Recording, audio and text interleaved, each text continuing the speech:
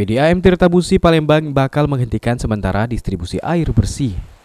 Penyetopan itu terjadi di 7 wilayah unit pelayanan selama 3 jam, dimulai pada pukul 10 pagi hingga pukul 1 siang.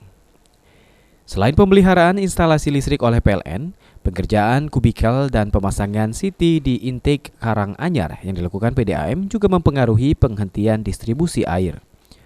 Wilayah yang berdampak berada di beberapa titik unit pelayanan, yakni unit pelayanan Rambutan, 3 Ilir, KM4, Kalidoni, Sako Kenten, Karanganyar, dan Alang-Alang Lebar. Pekerjaan ini bertujuan untuk mengoptimalkan layanan distribusi air bersih kepada masyarakat Kota Palembang dengan memperkuat pipa PDAM agar mampu bekerja dengan baik.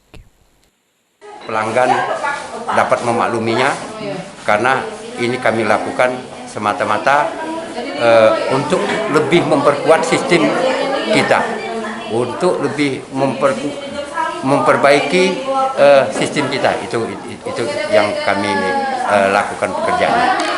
Pelanggan PDAM Tirtabusi Palembang yang ingin menyampaikan masalah dengan pengaliran air bersih dan distribusi pasokan bisa menghubungi kontak keluhan konsumen melalui call center.